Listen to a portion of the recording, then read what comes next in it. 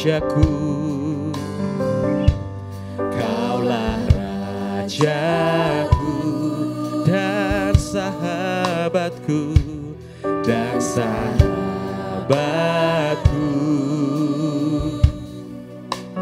Terindah, termanis Engkau bagiku.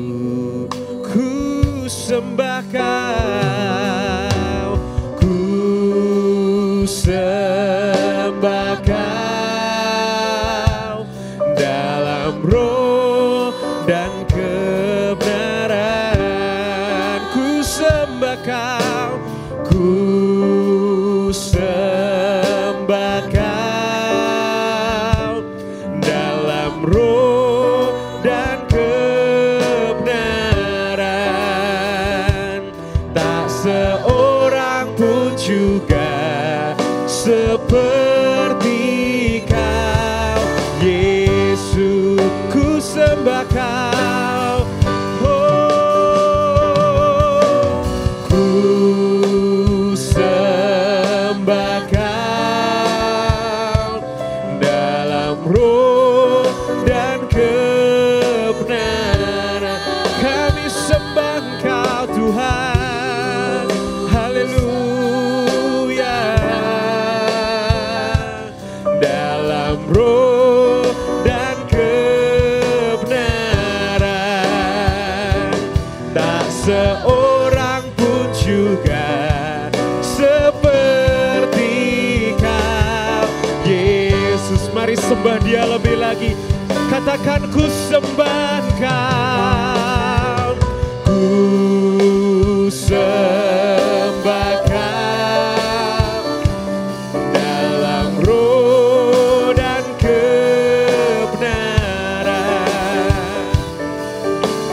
Ku sembah Kau dalam roh dan kebenaran.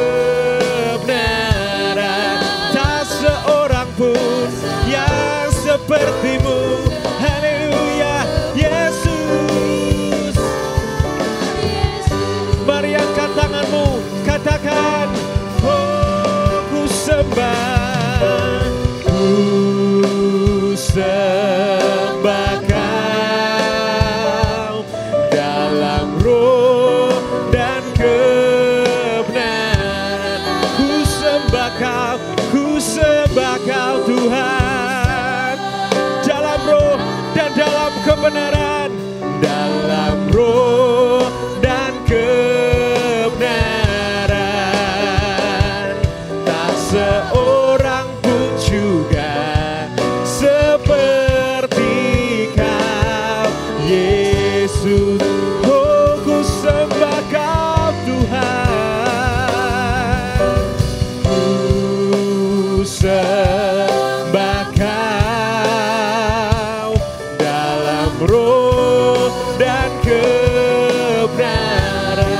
Ku sembah nama-Mu yang kudus, haleluya.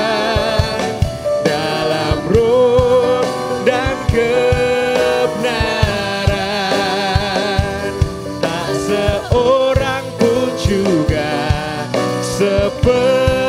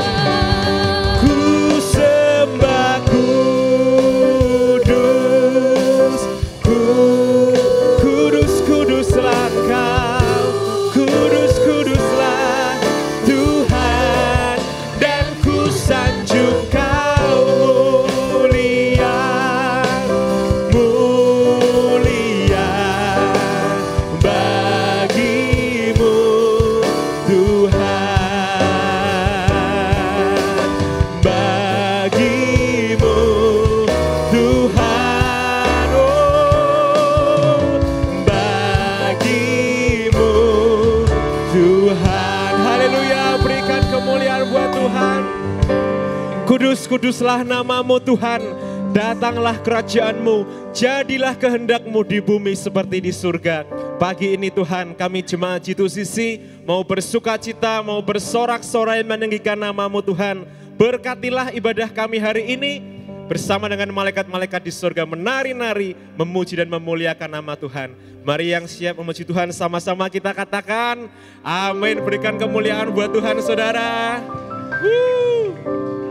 Shalom Bapak Ibu semuanya, saudara-saudari yang terkasih. Saya undang jemaat semuanya untuk bangkit berdiri.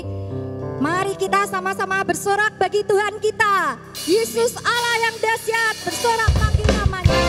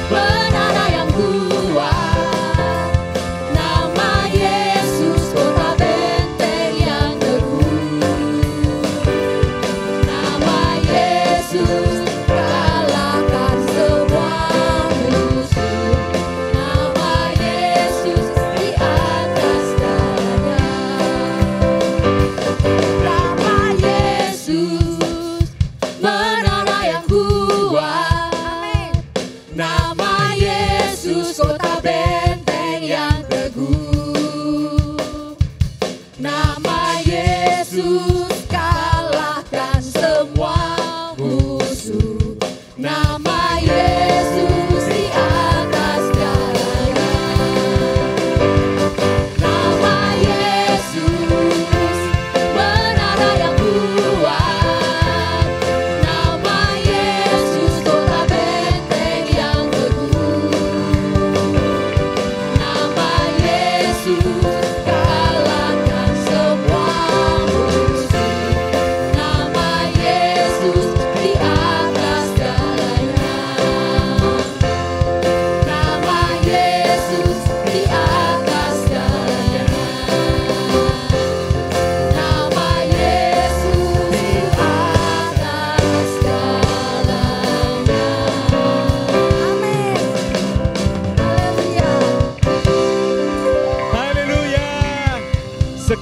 kuasa tunduk dalam nama Yesus. Amin.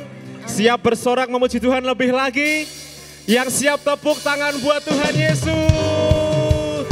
Kami mau bersorak-sorai Tuhan karena kebaikan-Mu. Kami mau bersuka cita karena Engkau Allah yang baik buat hidup kami. Yes Lord, haleluya. Yang semua bertepuk tangan buat Tuhan.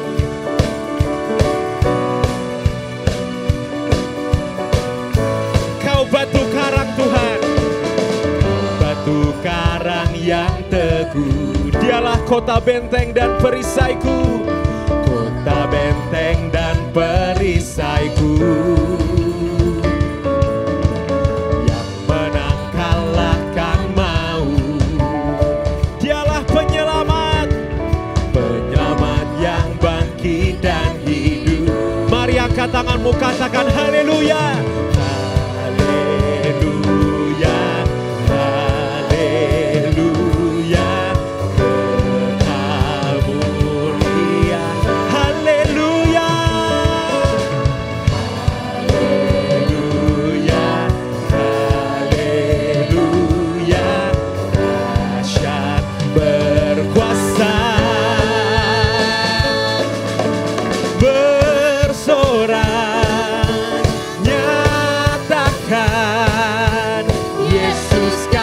Tuhan, Kau Raja pemenang, bersorak,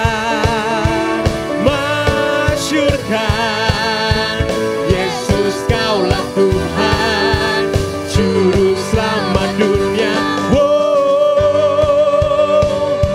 Yesus Kaulah Tuhan, Juru Selamat dunia. Kami semua memuji-Mu lebih lagi Tuhan. Yesus batu penjuru, darimulah keselamatanku, darimulah keselamatanku. Kau yang menang Tuhan, yang menang kalahkan maut. Penyelamat yang bangkit dan hidup, katakan haleluya.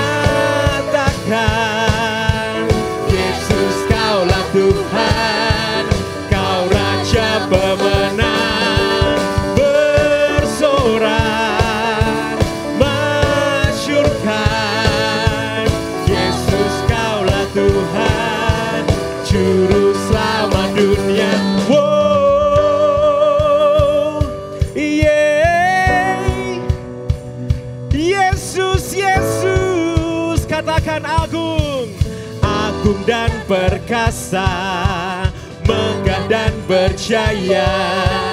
Yesus Tuhan, Yesus Tuhan, tempat perlindungan, kubu pertahanan.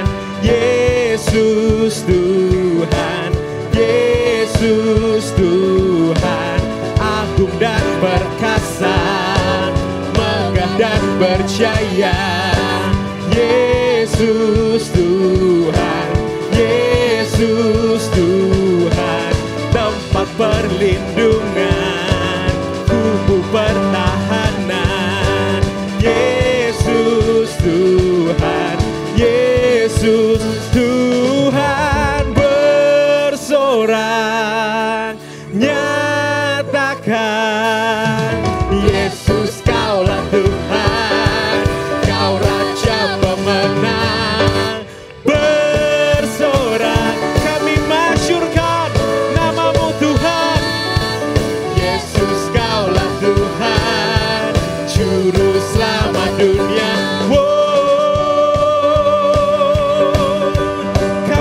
masyurkan namamu, sebab Kau yang layak Tuhan.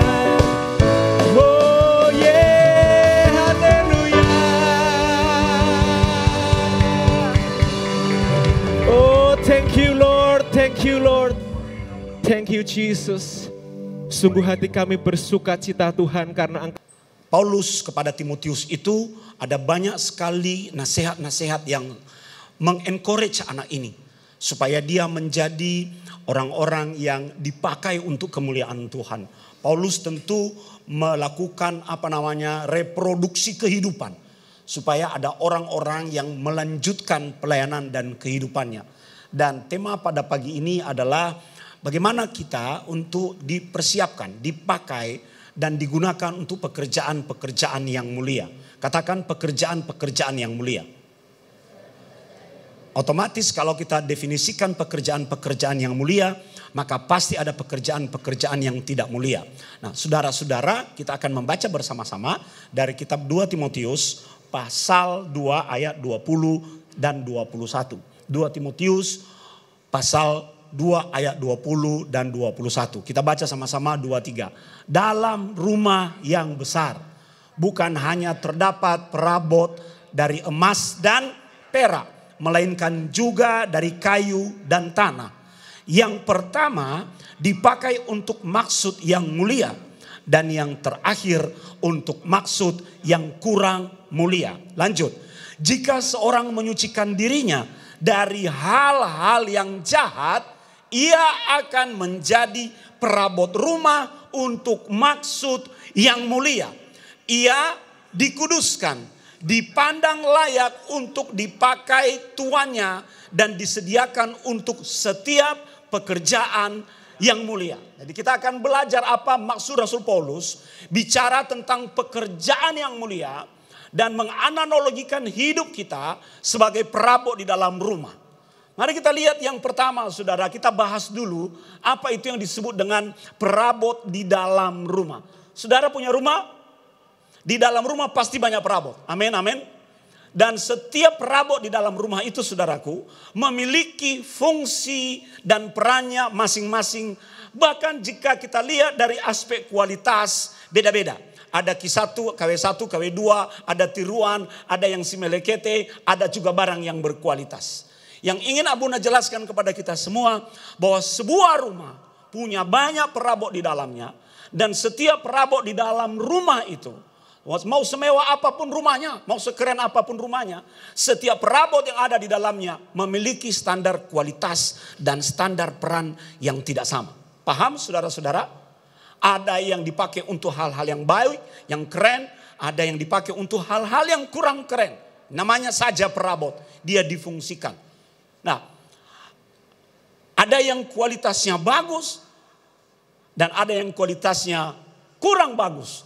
Yang di dalam tulisan Rasul Paulus ini yang bagus dikatakannya terbuat dari emas dan perak. Dan yang kurang bagus adalah yang kualitasnya lebih rendah, yang terbuat dari kayu dan tanah. Jadi dalam hal ini Rasul Paulus mencoba mengkontraskan dua kategori perabot atas dan bawah. Walaupun ada perabot yang lain di antara mereka, tapi dia mengkategorikan dua. Yang di atas semua perabot-perabot yang terbuat dari emas dan perak. Dan yang berada dalam kategori yang di bawah adalah yang terbuat dari tanah dan kayu. Dan ternyata saudara, dia juga menjelaskan karena kualitas barangnya menentukan perannya. Ikuti kata-kata Abuna. Kualitas barang menentukan perannya. Sekali lagi katakan, kualitas barang menentukan fungsinya. Jadi di dalam rumah kita ada perabot-perabot yang digunakan untuk tujuan yang mulia dan sebaliknya. Pasti ada perabot-perabot yang digunakan tidak untuk tujuan yang mulia tapi dia bisa berfungsi. Sampai di sini paham bersama-sama Bunda, saudara? Mari kita lihat contohnya. Gambar sebelah kanan adalah alat makan yang terbuat dari emas. Itu berharga sekali, saudara. Tentu saja kalau ada sebuah perabot yang berkualitas, yang terbuat dari bahan yang baik, maka Anda tidak akan bisa memfungsikan untuk maaf nih, menyendok kotoran dari toilet yang seperti di gambar itu. Bisa membayangkan itu? Ada fungsinya masing-masing, ada peruntukannya masing-masing. Kita nggak bisa menggunakan barang-barang yang berharga, walaupun fungsinya bisa untuk menyedok sesuatu, tapi tidak di dalam konteksnya, saudara. Jadi yang ingin saya katakan kepada kita semua adalah sebuah perabot itu memiliki nilai bukan hanya dari dalam dirinya, tapi fungsi yang dia kerjakan sesuai dengan nilainya itu. Perabot emas Anda tidak akan bisa gunakan sembarangan. Sebaliknya, perabot yang tidak berharga, yang tidak digunakan alat pembersih WC itu Anda tahu penting tapi tidak berharga. Betul saudara? Coba Anda jual. Coba Anda jual barang bekas sikat WC di gereja G2CC, dilelang untuk jemaat. Harga dimulai dari 500 perak. Siapa yang mau beli? Gak ada yang mau beli. Coba kalau saya lelang tiang lilin. Kita rencana mau buat tiang lilin, saudara, menorah. Tiang lilin dari gereja. Kenapa? Karena sudah dibuat yang lebih besar, yang kecil mau dilepas. Kita mulai buka harga 10 juta. Oh, langsung berlomba itu. Karena dia berada di tempat yang berharga. By the way, ngomong-ngomong mengenai sesuatu yang mau dijual, kita mau jual mixer gereja kita. Tolong Abuna dibantu. Siapa yang mau beli mixer gereja? Sekarang mau beli berapa terserah. Sama kabel snacknya. Untuk nambah-nambah kita mau ganti mixer yang baru. Masih bagus, jos. Hanya teknologi kita ini sekarang sudah harus berubah untuk mendukung para singer. Ya, tolong ya, nanti hubungi Daniel. PIC-nya Daniel. Jadi kita tidak bisa gunakan sembarangan apa yang berharga itu. Sebaliknya kita juga nggak bisa gunakan sembarangan apa yang tidak berharga itu. Kita tahu ini barang tidak berharga, maka tempatnya di situ. Kita tahu ini barang berharga, tempatnya di situ. Makanya kita ini sebenarnya, nanti saya jelaskan, tapi saya beri spill dulu saudara, bahwa kalau kita berharga di mata Tuhan, panggilanmu itu berharga di mata Tuhan, jaga dirimu baik-baik coy. Jangan main-main. Jangan jadi akhirnya berakhir untuk menjadi penggosok kloset. Jangan. Hal yang kedua, sebaliknya saudara, Anda nggak bisa gunakan sikat sepatu. Yang digunakan itu penting loh saudara. Kita selalu membersihkan sepatu kita, mau ke gereja, mau ke kondangan, bersihkan sepatu. Bebaskan dari kotoran-kotoran supaya dia tampil lebih baik lagi. Tapi kita tidak bisa gunakan sikat yang sama untuk nyisir rambut ibu-ibu. Walaupun Anda cuci. Saya pernah hadir di sebuah pelosok saudara. Diberi makan. Makanannya sayur. Dia petik sayurnya diambil dari kebun. Tapi Anda tahu cara dia menghidangkan sayur rebus itu. Ditaruh di atas pispot. Di dalam pispot. Sayurnya segar, tapi wadahnya pispot. Coba besok kan kita makan itu ya, makan bersama atau ulang tahun gereja kita atau minggu depan. Ya, minggu depan jangan makan di rumah. Persiapkan dirimu untuk menerima berkat jasmani dan juga terlebih berkat rohani. Tapi besok kita buat eksperimen. Kita beli pispot yang tidak pernah dipakai, tapi kita taruh semua makanan paling enak di situ. Kita beli 10 pispot ya Rel. Contoh, berani nggak Anda makan dari situ? Kan belum dipakai. Tidak pernah dipakai untuk tujuan-tujuan itu. Makanya saya katakan saudara, setiap perabot itu memiliki fungsinya. Saya pernah dikasih di situ saudara, disuruh makan. Mari Pak Pendeta, ini kita petik langsung dari kebun. Ini segar sekali, kita tahu Pak Pendeta suka makan sayur. Jadi kita sudah rebus. Oke, puji Tuhan. Tapi wadahnya pispot, Tuhan Yesus ini makan enggak makan, dianggap tidak menghormati tuan rumah. Makan, makna itu kan sudah terlanjur terbentuk dalam pikiran kita. Benar kan? Itu fungsinya bukan untuk itu. Waktu dulu cengkeh laku jual di Indonesia Timur itu kan banyak sekali rempah-rempah. Orang-orang dari kampung itu pada pergi ke Surabaya. Belinya apa? Belinya lemari es. Persoalannya mereka bawa pulang ke kampung. Tapi nggak bisa berfungsi karena nggak ada listrik. Jadi gunanya apa? Untuk nyimpan pakaian. Saya cari-cari fotonya itu nggak ketemu, saudara. Jadi benda-benda yang punya fungsi tertentu yang kita kategorikan berada di dalam kelompok bawah tidak bisa kita gunakan untuk hal-hal yang berharga. Alkitab berkata wanita, rambut wanita adalah mahkota. Jadi kalau Anda menggunakan gosok sepatumu atau gosok toilet untuk nyisi rambutmu, itu hal yang sangat tidak tepat. Karena setiap perabot memiliki fungsinya dan kualitasnya masing-masing, saudara. Dia punya peruntukan. Kita tidak boleh mencampurnya atau membuatnya berfungsi berbeda dari hal-hal alamiahnya, saudara. Apalagi kalau kita lihat kualitasnya tidak sama. Apalagi kalau kita lihat kualitasnya tidak sama. Oleh sebab itu, saudara, mari kita kembali pada apa yang dikatakan oleh Rasul Paulus kepada Timotius. Dia berkata, di dalam rumah ada dua jenis perabot. Satu perabot yang dibuat dari emas dan perak. Wah, ini yang pertama, ini kelompok pertama, saudara. Terbuat dari emas dan perak. Katakan emas dan perak. Anda nggak bisa meletakkan emas dan perak sembarangan. Itu benda berharga, saudara. Di dalam rumahmu kalau ada benda yang terbuat emas dan perak, Anda akan simpan dan tempatkan bahkan dia di tempat-tempat yang aman yang bisa dilihat oleh orang. Supaya orang tahu, tamu tahu, oh dia punya banyak yang benda berharga di dalam rumahnya, saudara. Dan Rasul Paulus berkata, bukan hanya kepada Timotius dan kepada kita, tetapi kepada kita pada pagi hari ini. Bahwa yang terbuat dari emas dan perak itu, saudara, sebenarnya diperuntukkan, lihat tadi ya, bahwa setiap perabot memiliki fungsi, peruntukan dan kualitasnya masing-masing. Amin.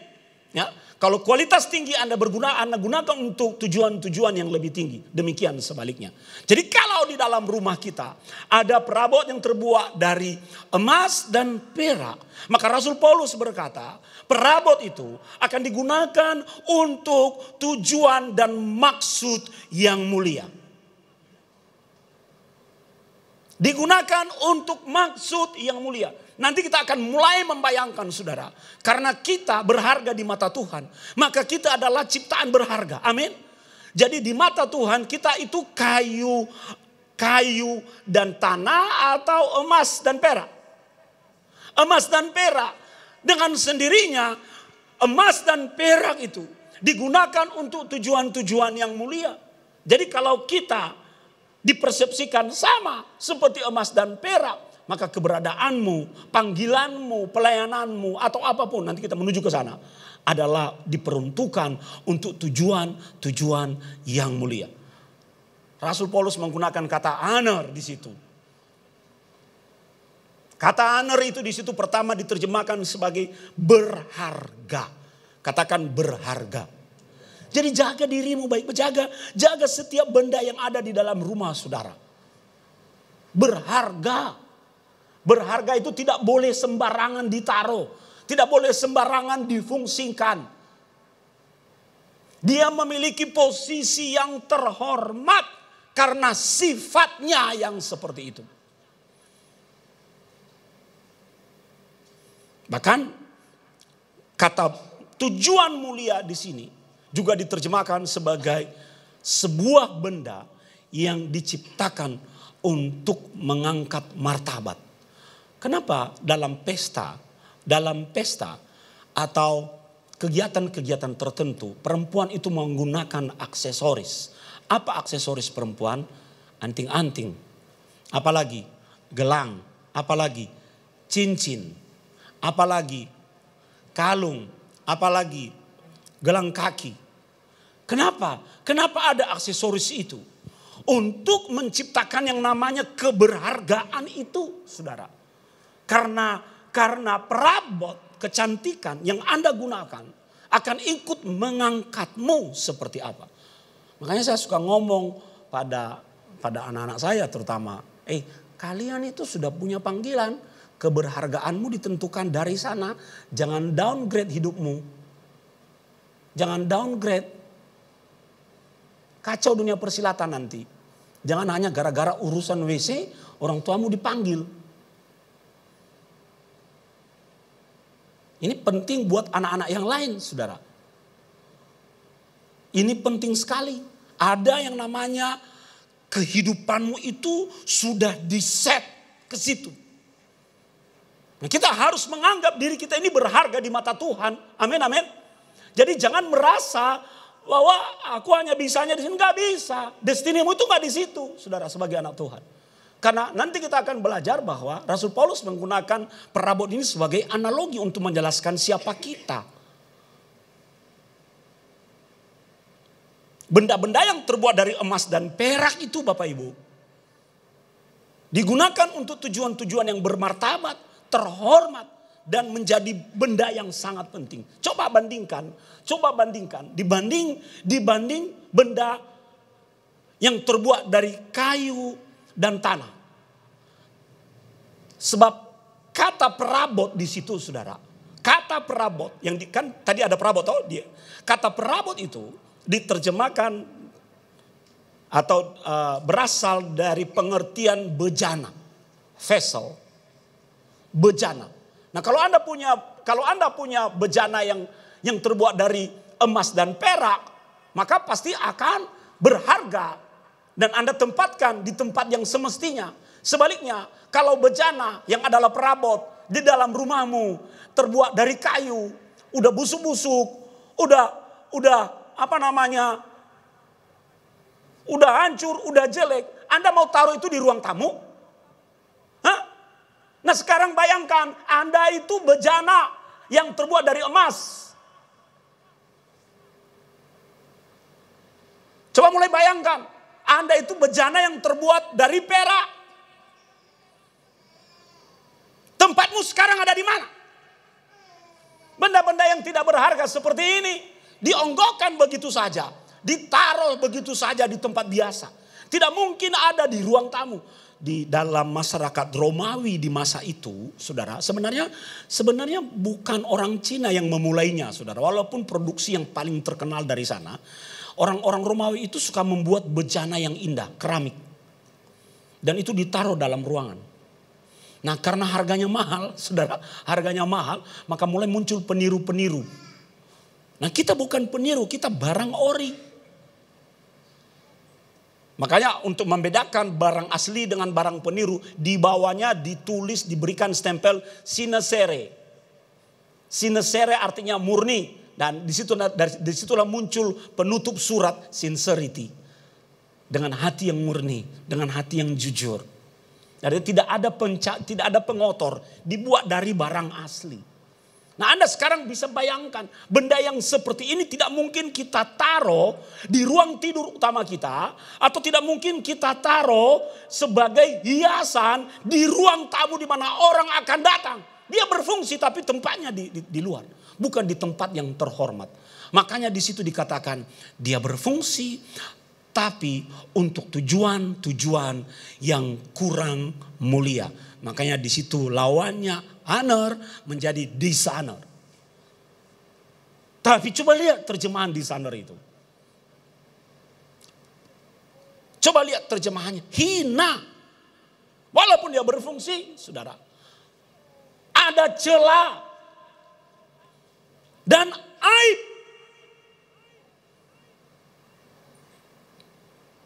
Jadi tidak secara kebetulan Rasul Paulus menggunakan ini sebagai ilustrasi untuk berbicara kepada anak rohaninya Timotius.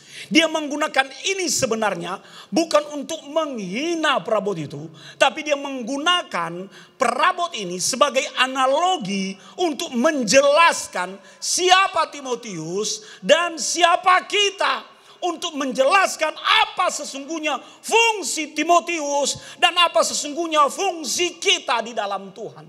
Rumah yang disebutkan Rasul Paulus sebagai tempat para bejana ini adalah gereja. Dan kita adalah perabot bejana di dalam gereja. Jadi saudara dan saya ada di dalam genisa Tuhan di tempat ini. Di dalam rumah ini sebagai perabot Tuhan. Itu yang pertama, katakan amin. Dan yang kedua, kita harus memastikan bahwa kita adalah perabot yang digunakan untuk tujuan yang mulia. Dan untuk menjadi perabot yang digunakan untuk tujuan yang mulia, yang terhormat, yang berharga, maka kita harus memposisikan diri kita sebagai bejana yang terbuat dari emas dan perak. Jangan menjadi perabot yang biasa-biasa saja di dalam rumah Tuhan. Itu rupanya maksud Paulus menggunakan ayat 19 ini sebagai pengantar untuk inti di dalam ayat 20.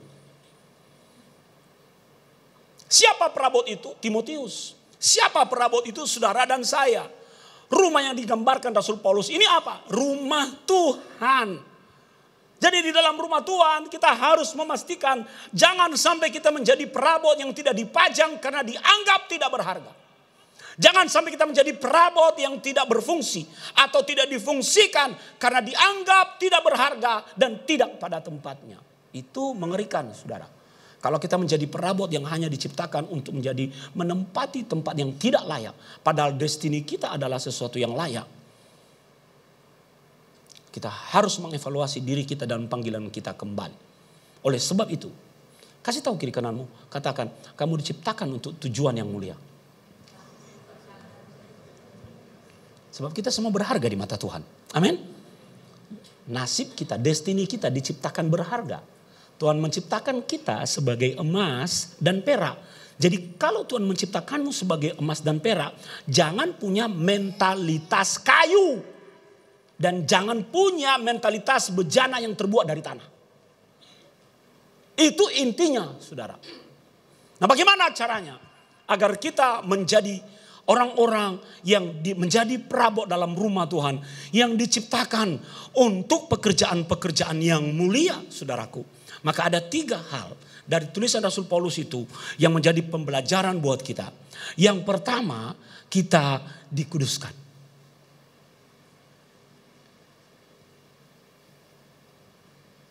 Kita dikuduskan. Bagaimana caranya agar kita dikuduskan? Dikuduskan itu adalah dimurnikan. Emas itu supaya bisa murni. Diapain, saudara? Dibakar dengan suhu dan panas yang sangat tinggi. Sehingga terjadi pemisahan antara benda-benda yang berharga dari emas itu. Unsur emasnya terpisah dengan unsur lain. Unsur lain itu besi, tembaga, mineral. Berpisah. Sehingga dia menjadi murni kembali. Nah, mari mulai evaluasi dirimu. Kalau kita mau, apa yang membuat kita, sebenarnya kita ini elang, tapi mentalitas kita bebek. Sebenarnya kita ini adalah emas dan perak, tapi mentalitas kita adalah kayu dan tanah. Apa yang membuat kita menjadi seperti itu? Sehingga kita tidak berfungsi di tempat terhormat, pada seharusnya kita ada di sana. Karena ada banyak pengotor di dalam kehidupan kita. Mari mulai evaluasi dirimu. Apa yang menjadi pengotor dalam pikiranmu? Apa yang mulai menjadi pengotor dalam hatimu? Pengotor dalam perilakumu, perbuatanmu. Pengotor dalam segala apa yang Anda lakukan. Yang membuatmu menjadi tidak murni lagi. Unsur emasnya bahkan hilang, saudara. Normatif kita tahu ini adalah dosa. Tapi itu normatif. Sekarang kita menginjak bumi. Perilaku dan karakter kita gimana?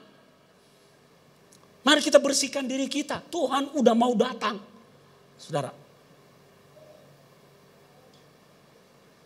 Jaraknya udah semakin dekat. Ini sekarang kita harus bersih-bersih. Supaya kita dikuduskan. Dimurnikan supaya nanti di pantat kita, di bokong kita seperti bejana. Ada stempel sine sere. Artinya udah murni. Atau di hati kita, atau kita pakai kaos t-shirt tulisnya sine sere. Atau sincerity. Udah murni. Kadang-kadang ada orang menjauh dari rumah Tuhan. Menjauh dari pelayanan karena orangnya gak beres. Justru Anda harus, kalau belum beres, menyadari ada yang belum beres dalam dirimu. Harus makin dekat sama Tuhan supaya dimurnikan. Haleluya. Haleluya. Bukan makin jauh. Kita harus menjaga kemurnian kita. Kalau menjaga kemurnian kita, maka kalau di situ ada pengotor, kita harus berani berkata tidak, tidak, tidak. Bunda selalu katakan, kalau Anda sudah punya masa depan yang baik dan Anda tahu di tengah perjalanan itu Anda terhubung dengan orang-orang yang mencoba melencengkan panggilanmu, cuma ada satu kata, tinggalkan dia. Yang anak-anak muda, kalau Anda tahu cowokmu, pacarmu, itu akan menghancurkan masa depanmu. Cuma ada satu kata, putuskan. Ingat khotbah Bunda minggu lalu, daging itu enak. Loh kok Pak enak oh Pak, ayu Pak. Pak cantik Pak, pintar Pak. Ingat, itu harus berada paralel dalam garis lurus, dalam destiny. Itu membawamu ke sana enggak? Membawamu ke sana enggak? Kalau tidak membawamu ke sana, ambil sikap yang tegas. Jadi kita harus buang pengotor-pengotor yang mencoba mengacaukan, membuat keruh air yang seharusnya jernih. Kalau Anda tahu HP itu, gadget itu, mengotori pikiranmu, hatimu, membuatmu malas cari Tuhan, buang HP-mu. Buang. Saya pernah merasakan tanpa HP itu 1, 2, 3 hari. Memang rasanya dunia gelap. 3 hari. Ngomel saya. Abu ini santai aja ngomong. Pak, diam. Lu HP gak ada. Tuhan sedang mau bicara berdua dengan hambanya.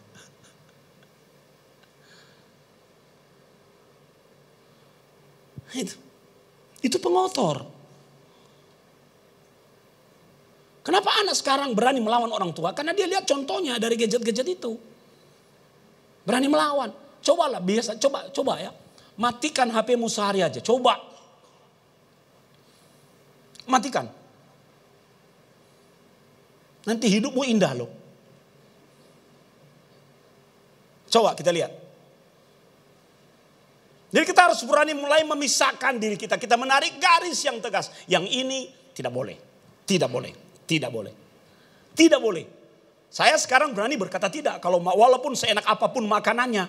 Ini tidak boleh. Ada minyaknya. Ini tidak boleh. Ada gulanya banyak. Enggak boleh. Berani. Memang enak. Tapi harus berani memisahkan diri. Itu loh yang namanya dimurnikan itu. Bagian yang kedua. Saudara. Adalah layak atau cocok dipakai. Meet for the master use. Cocok sesuai dengan fungsi yang ingin diharapkan oleh sang master. Artinya sesuai dengan template. Kalau tidak meet dengan master use itu, ya, kita tidak akan dipakai. Sang master akan menggunakan yang sesuai dengan kriterianya. Yang sesuai dengan template-nya. Yang cocok dengan peruntukan yang dikehendaki oleh sang master. Siapa sang master itu? Tuhan.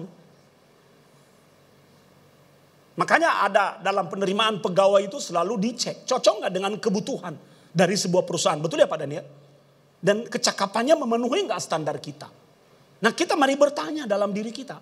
Kalau mau dipakai untuk tujuan-tujuan yang mulia, mari kita mulai cek evaluasi diri kita. Jangan cuma kerjanya komplain. Tapi kita tidak mengupgrade diri kita. Tidak memenuhi standar sang master. Komplain itu pekerjaan paling mudah untuk dilakukan, saudara.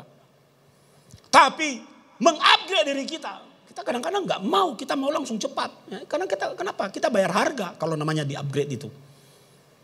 Berat, ikut proses lagi. Tapi sebaliknya kalau kita sudah mengupgrade diri kita, kita menjadi sesuatu yang mudah digunakan.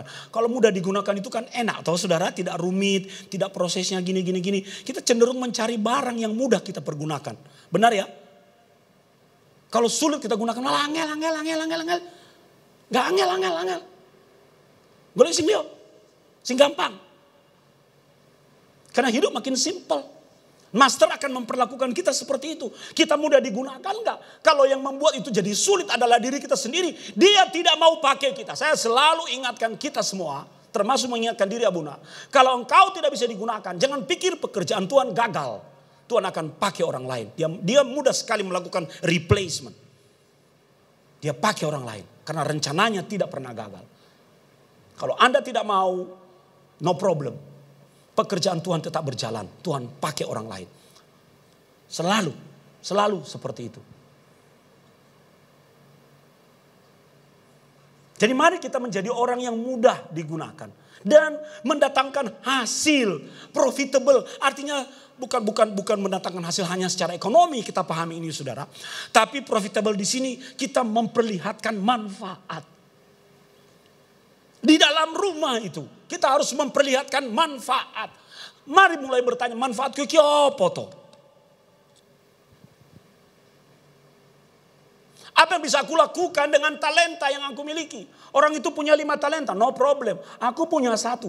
Cukup 1 orang dalam Alkitab yang talentanya diambil. Walaupun aku hanya punya 1, aku tidak mau menanamnya dan menguburnya dalam tanah. Aku harus profitable. Menghasilkan sesuatu. Karena hanya dengan cara itu, aku sebagai bejana bisa berfungsi. Kalau bejananya nggak difungsikan lagi, nggak dipakai loh saudara. Coba Anda lihat nanti pulang ke rumah, lihat sepatumu yang sudah jarang Anda pakai. Lihat, buang aja. Jangan disimpan jadi barang antik di situ. Lihat kaosmu yang jarang sudah Anda pakai. Karena Anda mungkin tidak suka atau panas. Atau apa? Beda dengan Abun yang suka marah-marah sama saya. Kaosmu itu aja. Mau ganti. Lo enak. Adem. Bapak ibu-ibu punya ya? Pasti ibu-ibu punya di rumah duster yang dipakai itu aja. Walaupun robek-robek, tapi Anda selalu milih itu. Walaupun tempatnya tidak di atas, Anda cari. Kaos kundi. T-shirtku yang itu loh yang suka saya pakai itu ada di mana? Mengapa? Mengapa itu terjadi? Karena Anda merasakan manfaat memakainya. Benar ya, saudara? Ada dalaman itu sampai robek-robek loh, saudara. Dalaman sampai robek-robek. Saya pernah pergi di sebuah gereja dan saya tidur di pastori itu, dijemur itu. Dalamannya saya bilang, kenapa itu dijemur robek-robek? Ternyata mau dipakai terus. Karena nyaman katanya. Lepas dari robek-robeknya saudara. Tapi apa yang Anda pakai berkali-kali itu karena Anda membutuhkan dia. Jangan sampai kita menjadi perabot di dalam rumah Tuhan. Yang hanya diciptakan untuk akhirnya dilupakan. Karena kita tidak berfungsi dengan baik. Susah dibentuk. Yang ketiga saudara. Yang ketiga. Untuk bisa dipakai untuk pekerjaan-pekerjaan yang mulia. Kita harus disediakan. Atau tersedia. Tersedia, bukan hanya kudus, bukan hanya layak atau cocok dipakai memenuhi template sang master, tapi kita harus tersedia, disediakan, ada di situ. Banyak orang hari-hari ini lari dari panggilan, banyak orang hari-hari ini lari dari tugas, banyak orang hari-hari ini dihubungi susah, banyak orang yang seperti itu. Banyak. Bagaimana bisa dia tersedia? Itu tinggal tunggu waktu dia akan di-replace kok saudara. Tinggal tunggu waktu. Percaya omongan saya. Kalau Anda bekerja di sebuah perusahaan. Pimpinanmu, telepon kamu, Anda sengaja mematikan HP. Supaya tidak diganggu. Anda sengaja pergi. Tinggal tunggu waktu Anda akan dipecat. Benar gak Pak Daniel? Karena gak bisa berfungsi. Dicari gak nongol. Kita tidak tersedia, tidak available setiap saat. Kita gimana? Kita diperlengkapi itu supaya kita siap. Dan agar kita bisa tersedia, maka kita harus mau diperlengkapi, harus mau dibentuk, harus mau diproses, saudara-saudara. Ronald maju ke depan. Pemain musik. Kita harus mau. Kalau kita tidak tersedia di situ, yang butuh kita nyari. Aduh, ya wes, nggak usah dipakai. Cari yang lain. Siap. Nah itu saudara. Siap. Itu siap sedia. Kapanpun. Ini rumah Tuhan. Sekarang kalau Tuhan panggil saudara, Anda harus berani berkata, siap. Siap. Kalau kita terlalu banyak dalih, kita akan kehilangan kesempatan masuk di dalam pesta perjamuan. Kalau Anda membaca Alkitab, di Injil, ada seorang tuan yang mengadakan pesta perjamuan dan orang-orang yang seharusnya duduk di tempat terhormat tidak mau datang karena mereka tidak siap sedia dan mereka punya banyak agenda yang lain. Apa yang terjadi? Tuhan panggil orang lain, pesta tetap jalan kok saudara. Karena kita tidak siap sedia. Nah Tuhan mau datang, kalau kita nggak siap sedia gimana saudara? Dan ingat ya, kita harus memastikan diri kita diciptakan hanya untuk tujuan-tujuan yang baik. Itu yang akan memudahkan kita untuk ditemukan, tersedia di situ. Kalau untuk tujuan-tujuan yang tidak baik, mohon maaf, posisi saya tidak di sana. Haleluya, saudara. Amin. Ayo kita belajar satu lagu. Kita belajar satu lagu. Lihat refnya ini. Bila ku masih bernafas kini, semua karena anugerah-Mu. Biar ku selalu hidup bagi-Mu, untuk menunjukkan terima kasih-Ku. Bila ku masih bernafas kini, semua karena anugerah-Mu. Biar ku selalu hidup bagi-Mu, untuk menunjukkan terima kasih-Ku. Ayo kita nyanyi refnya. Bila ku masih bernafas kini. Mari katakan semua karena anugerah-Mu. Biar ku selalu hidup bagi-Mu, untuk menunjukkan terima kasih-Ku. Kita nyanyi, kita belajar dari awal saudara. Banyak alasan bagi-Mu untuk tak menyelamatkanku. Coba kalimat ini. Namun Kau tetap mencariku. Kita berharga soalnya. Mudah apabila Kau mau. Gampang bagi Tuhan melepaskan kita untuk meninggalkan diriku. Tapi karena Dia Tuhan, apa katanya? Namun Kau tetap besertaku. Sama-sama katakan. Bila ku masih bernafas kini, semua karena anugerah-Mu. Biar ku hidup bagi-Mu, untuk menunjukkan terima kasih. Mari bangkit berdiri saudara.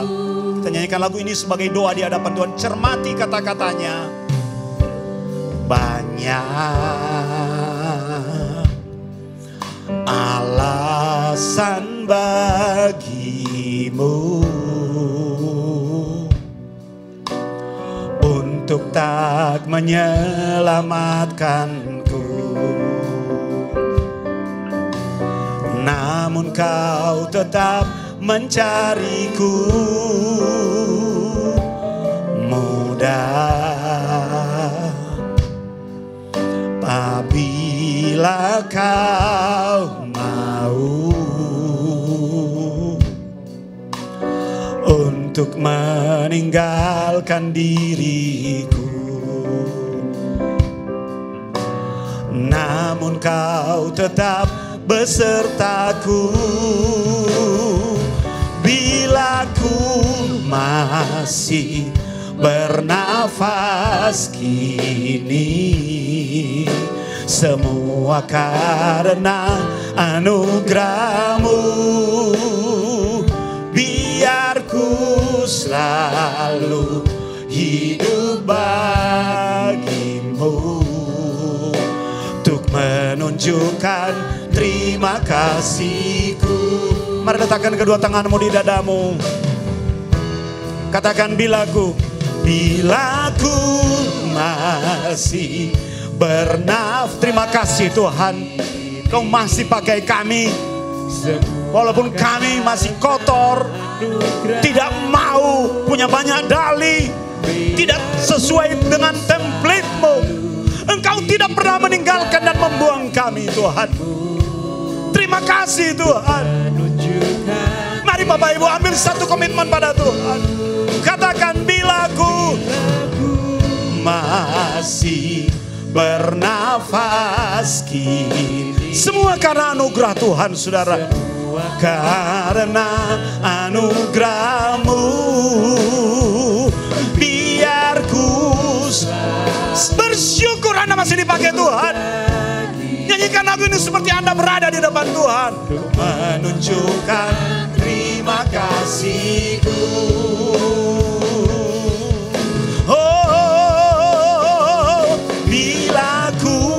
Masih bernafas kini, semua karena anugerah-Mu, biar ku selalu hidup bagi-Mu, untuk menunjukkan terima kasih-Ku. Bila ku selalu, bila ku masih bernafas, ya rabata karabaya syakaralala, semua karena anugerah-Mu Tuhan. Bila aku masih melayani, semua karena anugerah-Mu. Bila aku masih sehat, semua karena anugerah-Mu. Bila aku masih punya keluarga, masih punya pekerjaan, semua karena anugerah-Mu Tuhan. Thank you Lord, thank you Jesus. Jadikan aku berharga Tuhan. Karabata karabaya shekarala. Abuni akan menutup dalam doa. Semua karena anugerah-Mu, biar ku selalu hidup bagi-Mu, untuk menunjukkan terima kasih-Ku, untuk menunjukkan terima kasih-Ku, untuk menunjukkan terima kasih-Ku. Tuhan, Engkau Allah yang lebih tahu, Engkau Allah yang lebih mengerti bahwa setiap kami adalah berharga di mata-Mu.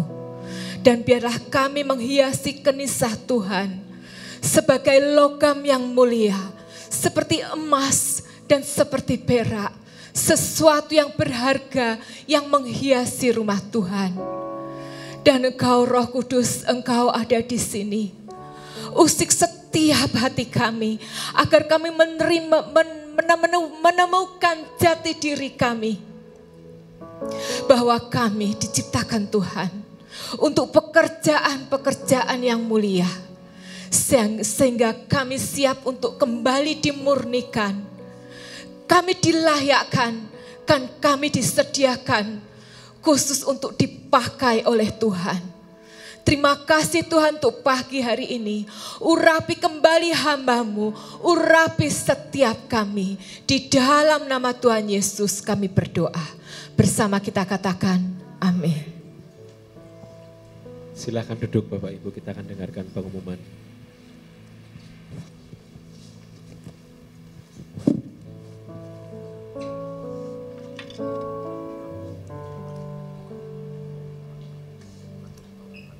Shalom Bapak Ibu. Bapak Ibu diberkati dan firman Tuhan pagi hari ini.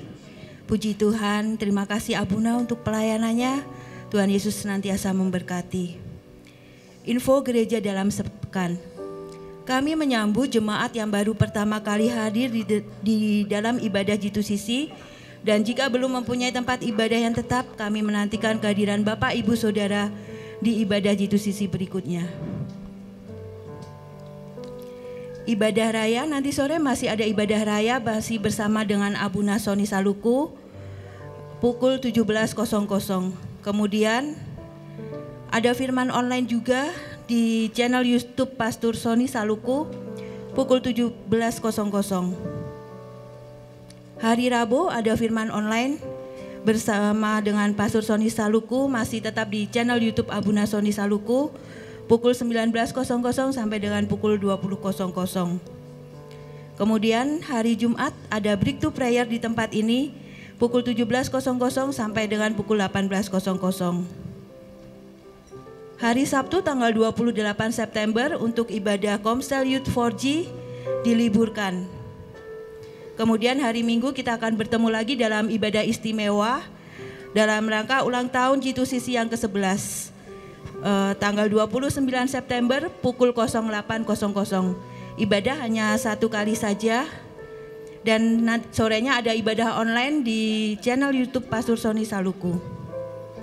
Kemudian sekolah minggu diadakan setiap hari Minggu setiap pukul 07.00 sampai dengan 08.00 di halaman gereja. Panitia HUT mengucapkan terima kasih kepada jemaat yang telah mengambil bagian dalam kegiatan HUT G2CC yang ke-11. Seluruh dana untuk kebutuhan HUT telah tercover. Terima kasih kepada Bu Oni, kemudian kepada Bapak Johan dan keluarga NN, Oma Tabita, keluarga Bapak Toan, dari NN dari Australia, kemudian keluarga Bapak Ferdi, Eyang Ayub dan keluarga DL. Kami juga mengucapkan selamat kepada adik kita Jonathan sebagai juara 1 lomba sepak bola se-Jawa Barat. Mengucapkan happy birthday dan happy anniversary kepada jemaat yang merayakannya minggu ini. Tuhan Yesus memberkati dan memberikan umur panjang. Menghimbau bagi Bapak Ibu Saudara ataupun ada keluarga yang sedang demam, flu, batuk dan pilek harap mengikuti ibadah secara online. Tidak diperkenankan mengikuti ibadah secara onsite dan tetap menerapkan protokol kesehatan dimanapun kita berada dan beraktivitas. Demikian info gereja dalam sepekan. Tuhan Yesus memberkati. Shalom. Terima kasih Mbak Ika. Jangan lupa besok Minggu sekali lagi Bapak Ibu jam berapa ibadahnya? Jam 8 ya. Datang jam 8 kurang 15 supaya kita bisa mulai tepat waktu ya. Yang pasti besok tidak ada makanan di atas pispot ya, enggak itu cuma guyon saja ya. Kita akan setelah ada ibadah lalu kita adakan perjamuan kasih bersama-sama di bawah ya. Bapak Ibu yang sudah agak mundur-mundur, ayo hadir di gereja kembali. Ulang tahun gereja yang ke-11 kita lakukan dengan sederhana. Nanti kita baru agak sedikit meriah nanti pada saat Natal saja. Ya, kemudian terima kasih kepada Bapak Ibu yang sudah ambil bagian untuk mendukung kegiatan ini. Tuhan membalas kembali dan jangan ada sumbangan lagi ya. Udah stop, nanti uangnya lebih ya, susah nanti menyalurkannya. Ya, jadi udah tutup aja. Kemudian lagi selamat ya, Jo. Coba kamu maju dulu sebentar di sini. Coba gimana? Coba kita lihat. Cak ganteng ini ya toh, ya toh. Ya, stop di situ. Oke. Kamu gak ada sepatu ya? Ada. Anggap ini bola. Oke. Coba tendang. Copot sandalnya, jangan sampai nanti kena adik-adikmu di sana. Sandalnya dicopot. Oh, begitu memang caranya. Gol itu. Hah? Gol itu. Coba sekali lagi, Abuna belum lihat. Wah, kita beri tepuk tangan ya. Ada atlet-atlet kita kemarin minggu lalu Ines datang laporan agak kurusan dia di atlet dayung ya. Kita berdoa agar Jojo juga nanti bisa tembus di PON dan jadi atlet daerah Jawa Tengah. Ya, selamat ya, selamat ya. Jangan lihat-lihat lagi ke belakang, lihat ke depan aja. Oke? Jangan pacaran dulu. Nanti kalau butuh pasangan baru ngomong sama Abu nih. Ya, benar ya? Benar loh, kamu ganteng soalnya. Rambutmu kayak Indomie. Keren ini. Keren ini ikal maksudnya, ikal panjang.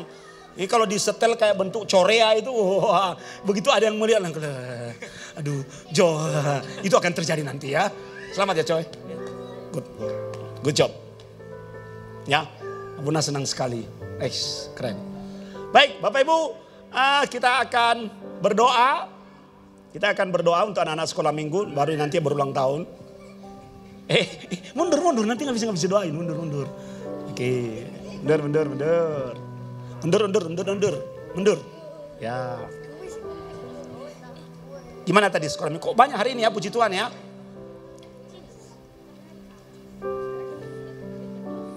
Nanti sore ya, bukan. Setelah ibadah ada gladi kotor. Bapak Ibu, gladi kotor. Pastikan untuk datang, kita akan mulai tepat waktu. Mari kita angkat tangan kita berdoa buat anak-anak kita. Bapa, di dalam nama Tuhan Yesus, kami memberkati anak-anak kami.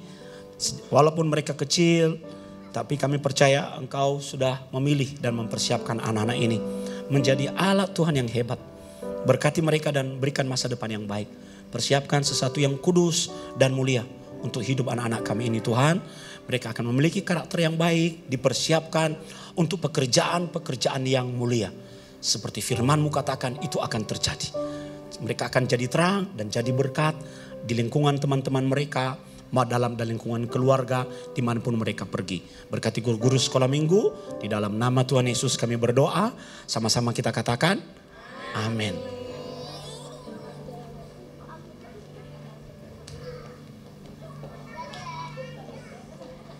Mau kemana?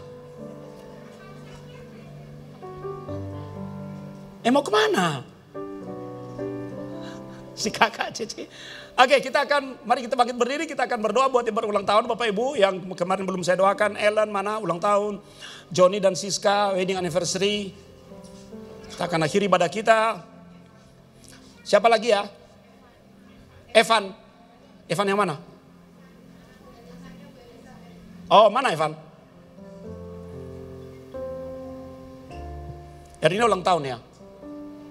Ulang tahun ya? Bukan wedding? Oh udah.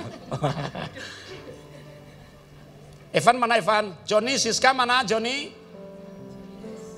Hah? Johnny mana? Oh luar kota. Berarti minggu depan ya? Oke. Evan ulang tahun yang keberapa? 17? Hah? 12? 10? Oh 11. Oke, kita nyanyi dulu, kita nyanyi untuk mereka ya saudara. Happy birthday, happy birthday, happy birthday to you.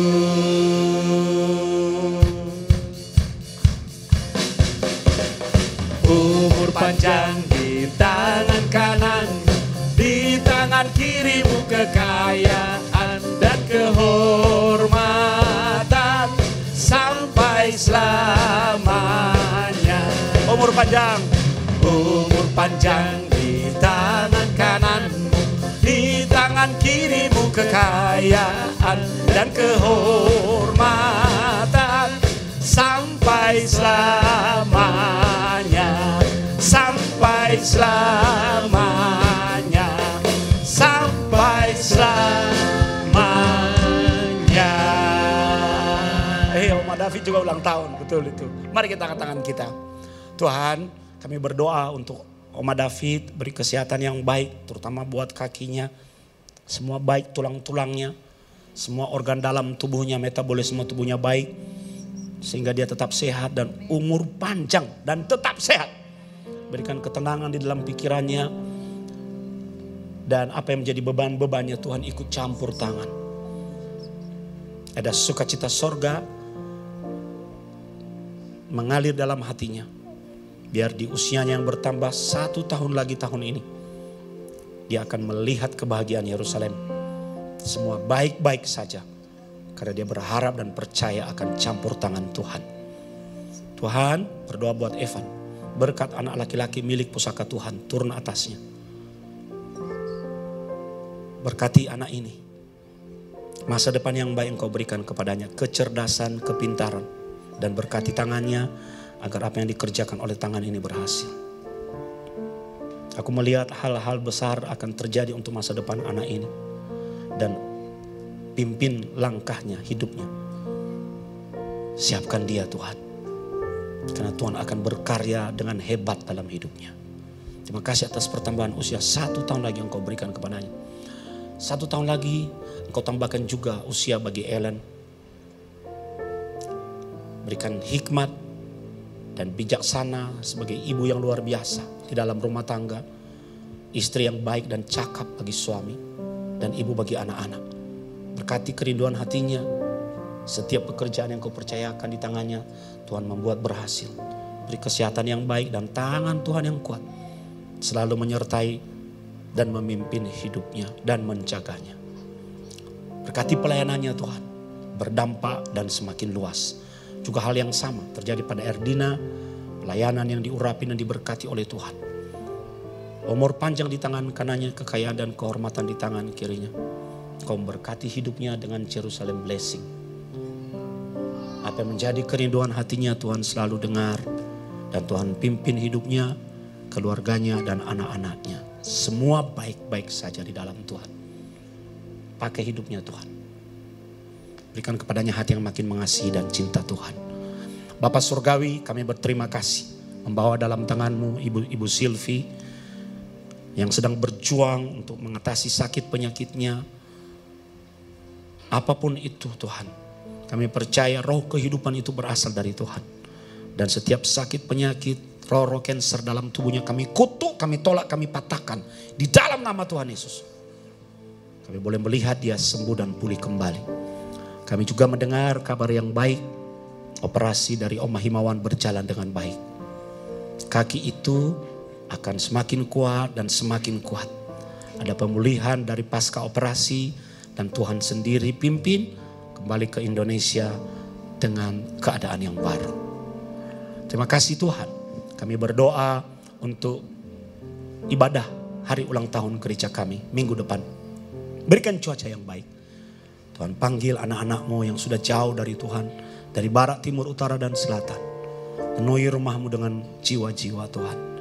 Biar ini menjadi titik balik yang lebih lagi untuk membawa kami naik pada level berikutnya. Di gereja ini yang terus berkembang dan bisa menjadi berkat bahkan sampai kepada bangsa-bangsa. Berkati panitia, gladi bersih, gladi klotor, gladi bersih.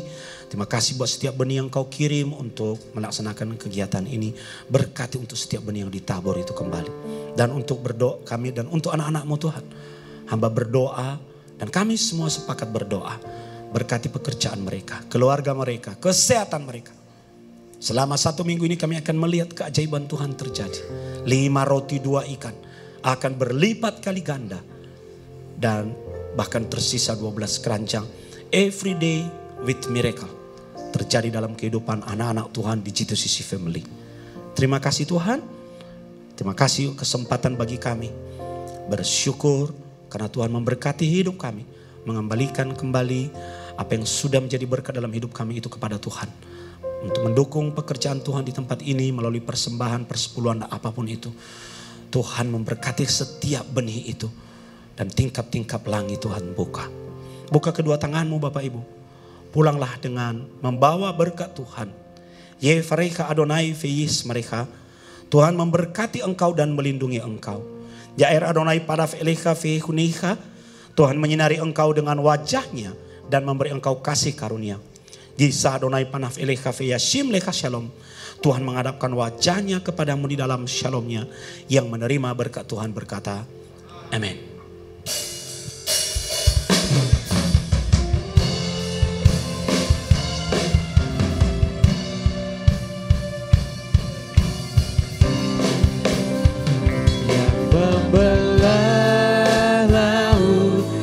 Teduhkan badai yang mustahil pun terjadi, karena kuasa-Mu yang pegang hidupku, yang buka jalan bagiku.